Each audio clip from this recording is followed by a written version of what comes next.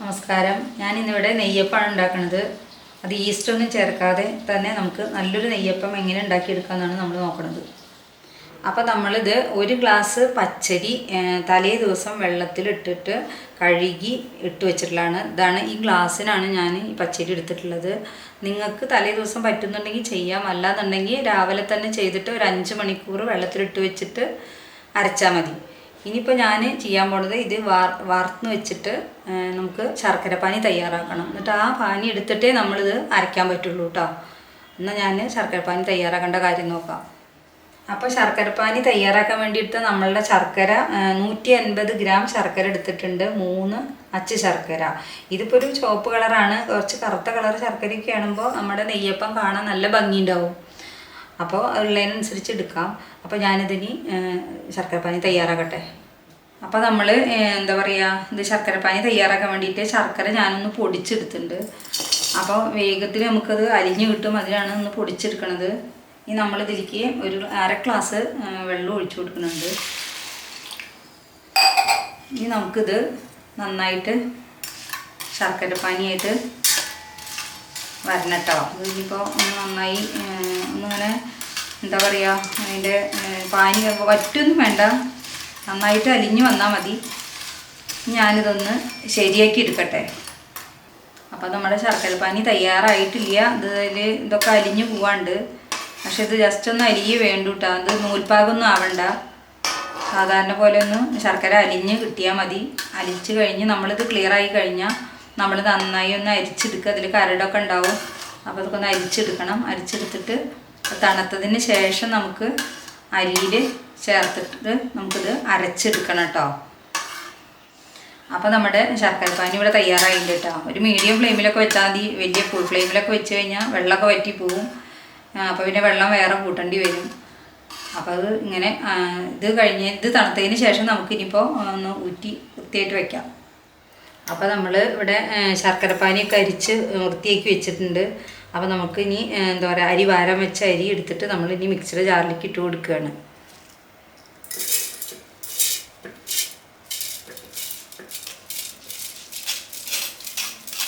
ഇതിലേക്ക് നമ്മൾ ശർക്കരപ്പാനി ഒഴിച്ച് കൊടുക്കുകയാണ്. പാകത്തിന് ഒഴിച്ച് കൊടുത്താൽ മതി, പിന്നെ നോക്കിയിട്ട് ഒഴിക്കാം.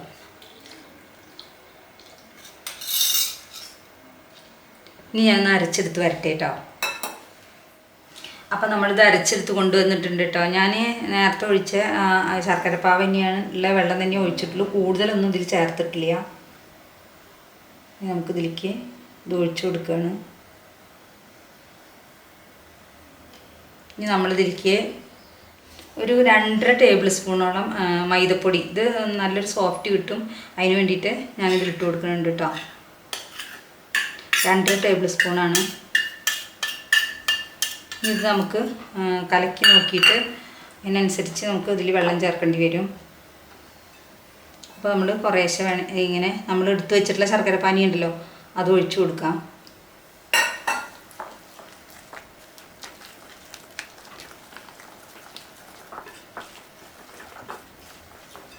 അപ്പോൾ നമുക്ക് വെള്ളം പോരാ, അപ്പോൾ കുറച്ചും കൂടി ഒഴിച്ചു കൊടുക്കണം.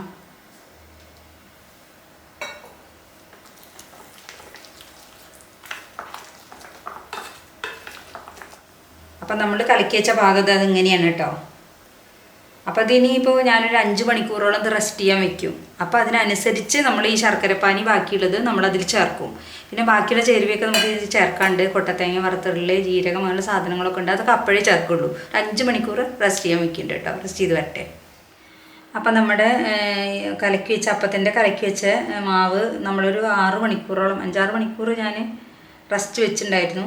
ഇപ്പോൾ ഇതാ എടുത്തതാണ്. അപ്പോൾ ഇതിൽ വെള്ളം കുറച്ച് കുറവുണ്ട്. അപ്പോൾ നമുക്ക് നമ്മൾ എടുത്ത് വെച്ച ശർക്കരപ്പാനിയിൽ ഒന്ന് കുറച്ച് വെള്ളം ഒഴിച്ചു കൊടുക്കാം. കുറേശ്ശെയായിട്ട് ഒഴിച്ചു കൊടുക്കാം. വെള്ളം കൂടിയാൽ നമുക്കൊന്നും ചെയ്യാൻ പറ്റില്ലല്ലോ.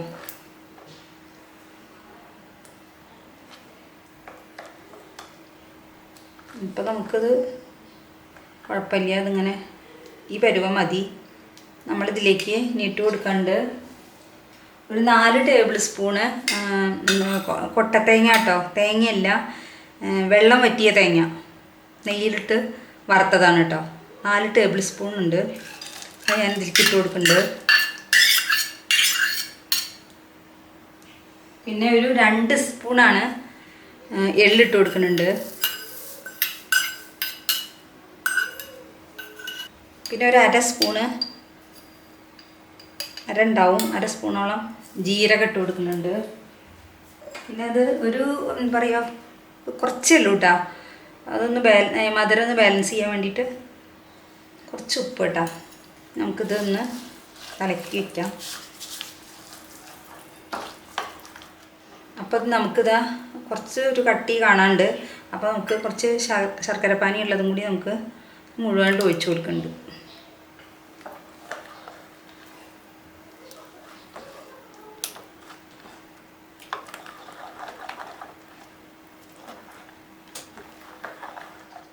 ഇപ്പോൾ ഒരു ഇതായിട്ടുണ്ട്. ഇനി നമുക്ക് അതിലേക്ക് ഞാൻ കുറച്ച് നെയ്യ് ഇട്ട് കൊടുക്കുന്നുണ്ട്.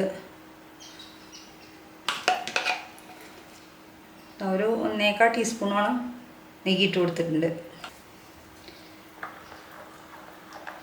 ഇനി നമുക്ക് ഇത് ഞാൻ ഇളക്കി ക്ലിയർ ആക്കട്ടെ കേട്ടോ.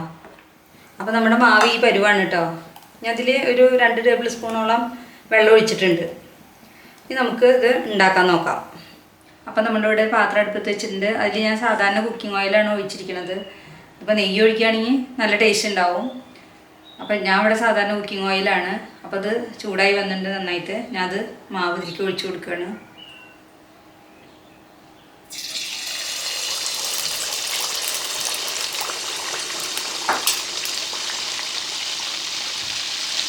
ഇത് മീഡിയം ഫ്ലെയിമിലാട്ടോ എടുത്തിരിക്കുന്നത്.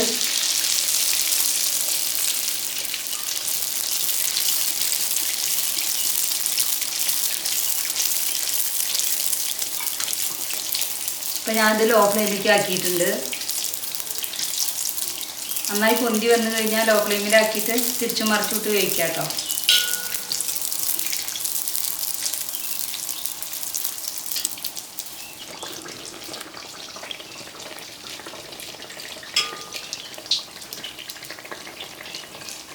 അങ്ങനെ മീതേക്ക് ഇങ്ങനെ എണ്ണ ഒഴിച്ച് കൊടുക്കുക.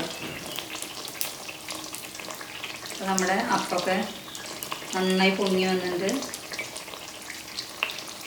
നമ്മളിതിൽ ബേക്കിംഗ് സോഡയൊന്നും ഇട്ടിട്ടില്ല കേട്ടോ. ബേക്കിംഗ് സോഡ ഇടാണ്ട് തന്നെ അപ്പം നമുക്ക് ഇതുപോലെ നന്നാക്കി എടുക്കാൻ പറ്റും. അപ്പോൾ നമ്മളിതിനി പാകമായി വന്നിട്ട് ഇത് വാങ്ങുകയാണ്.